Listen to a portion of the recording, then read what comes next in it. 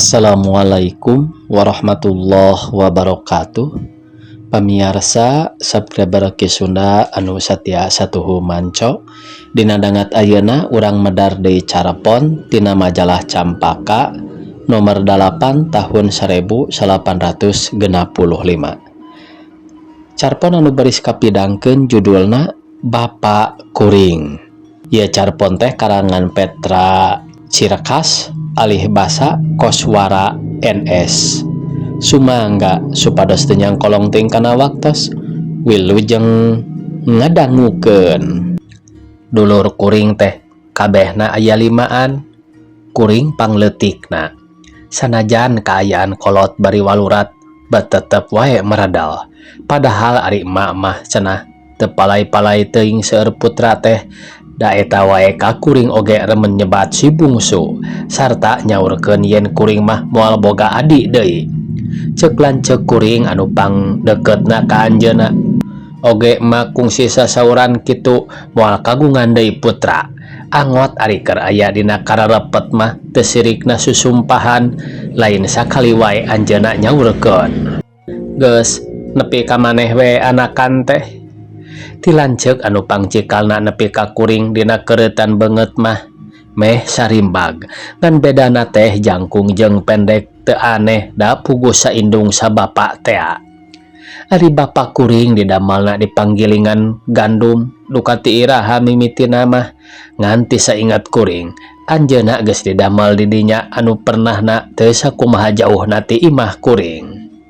Dina hiji poe bapa diparayang ku rencang didamalna duaan. Harita teh umur kuring kakara 4 taun. Bari ngecagkeun bapa rencang bapa anu duaan teh pupulih yen bapa kagele ku mesin di pabrik anu kabeneran keur jalan.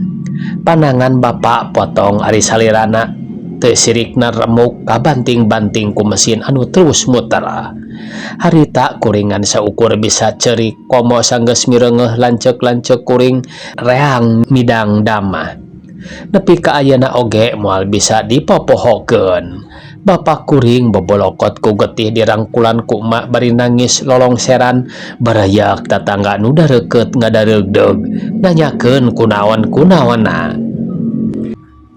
Pas sorena bapak kuring geus rengse dibungkus buni tina mastakana nepi kana sampeanana.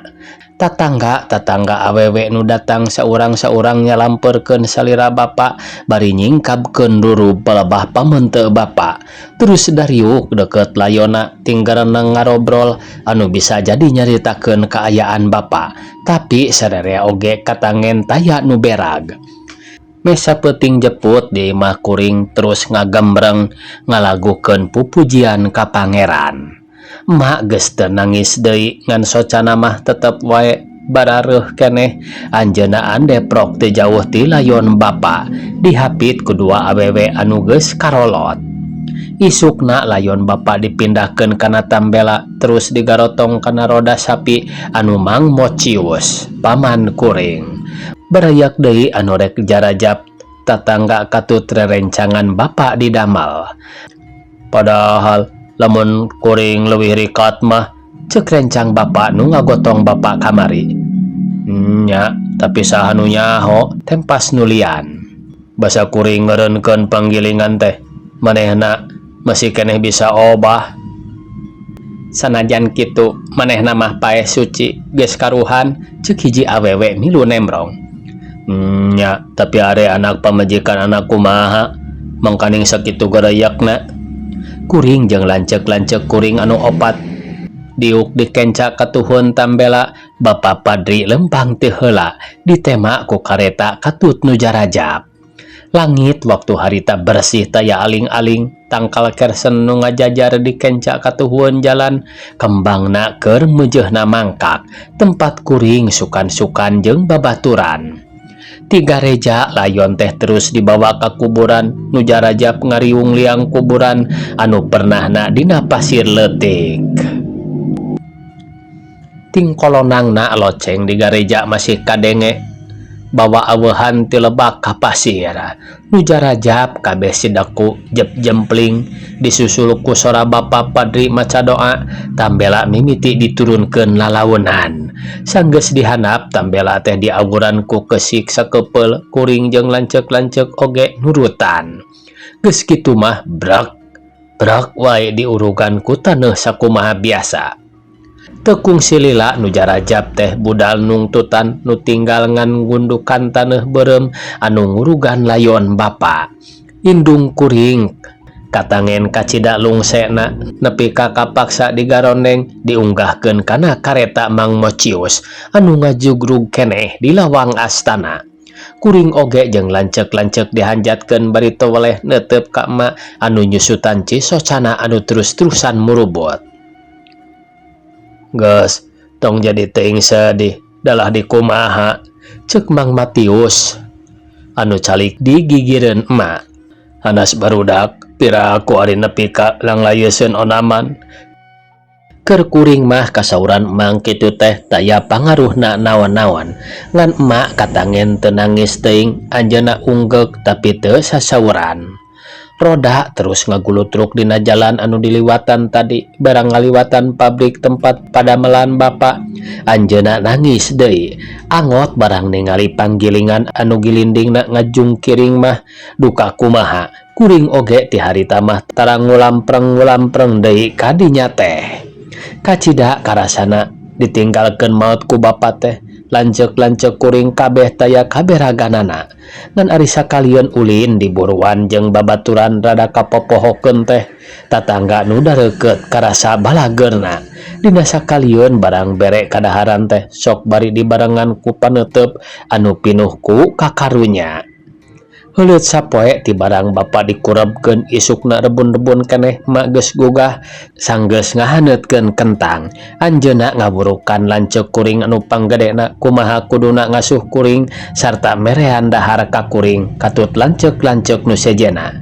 Tidinya anjeunna angkat duka ka mana meh tengah peuting kakara mulih bari ngelek suluh sabeungkeut.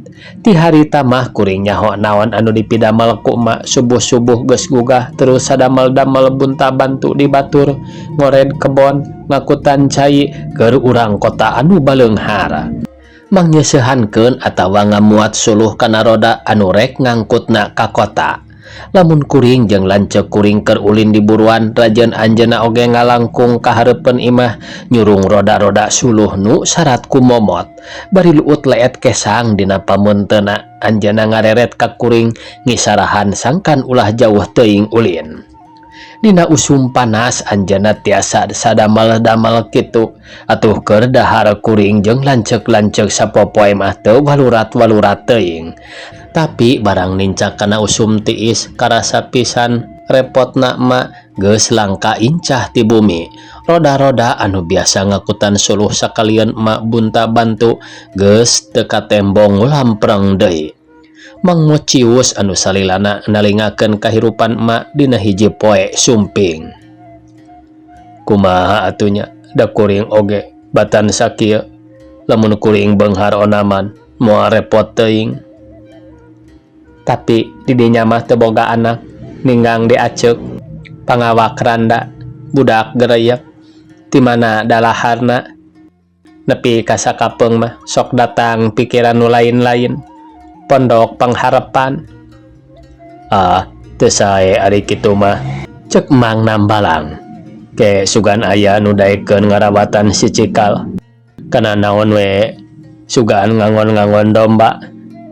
Mak katangen reuk bari rumahmu. Nu beunghar mah mikanya ka anak teh diayunkeun sakahayangna. Ari urang ngarep-ngarep aya nu ngagawekeun, saurna bari lumengis. Sakapeung anjeunna sok murang maring mepes keuyang babakuna mah lamun sagala pugag ari kuring jeung lanceuk-lanceuk. Da puguh can bisa walakaya ngan saukur dahar jeung ulin teh sanyana. Nu mata kaharti pisan lamun anjeunna ngarep-ngarep sangkan ka salah sahiji dulur kuring aya nu haat ngarawatan teh. Tayalian bawaning kunyaah hariwang bisi kuring sadulur-dulur teu bisa dahar. Dina kapaksana angkat bunta bantu kuring sadudulur teu sirikna paungku-ungku di imah bari ngarasakeun lapar.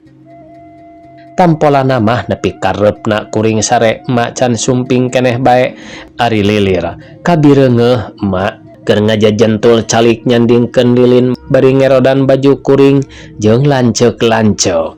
Kuring nyaho nu matak emak teu ngageuingkeun oge tangtu balang siarna teu hasil. Kadienakeun Mang Mocius jadi remen sumpingna duka naon nu diobrolkeun jeung emak mah ngan sakali-kalieun sok rajeun barang kirim.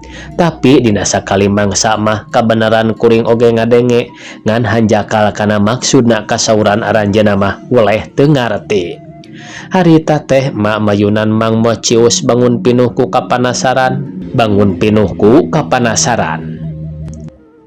Kumaha? Saur emak bari neuteup ka Mang.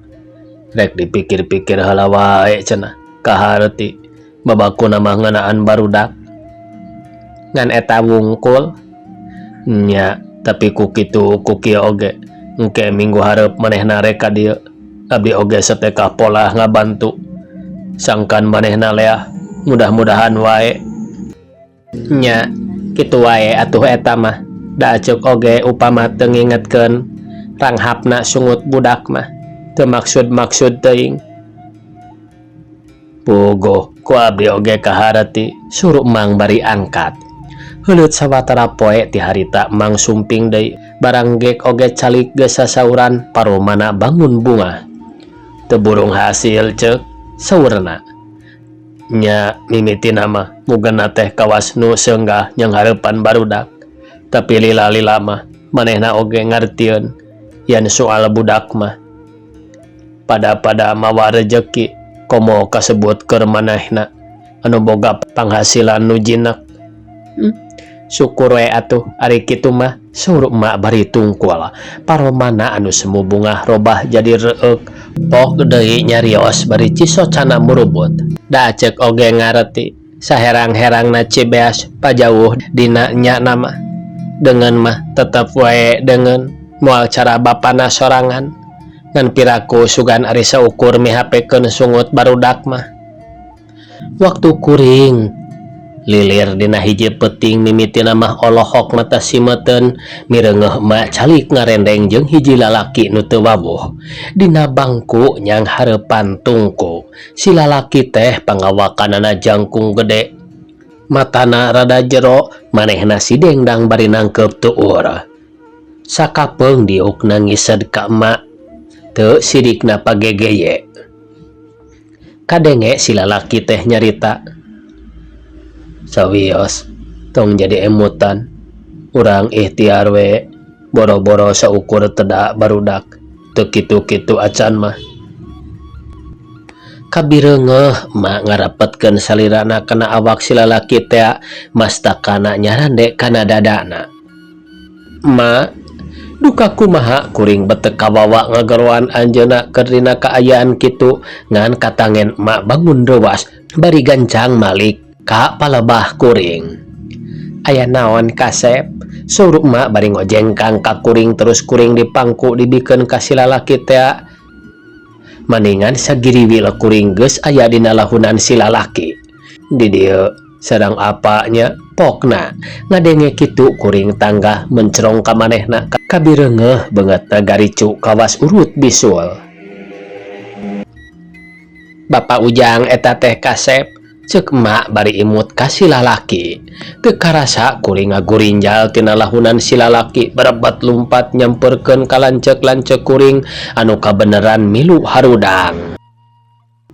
Kawas anak ucing anu manggih kareuwas kuring sadudulur ngaronyok neuteup ka si lalaki teh duka kunaon rarasaan teh bet asa jadi leuwih leutik bari geus teu aya pangharepan deui ngarasa jadi budak anu pangsial-sialna di dunia. Tamat cenah ieu pamirsa. Sakitu anu tiasa kapihatur. Wassalamualaikum warahmatullahi wabarakatuh.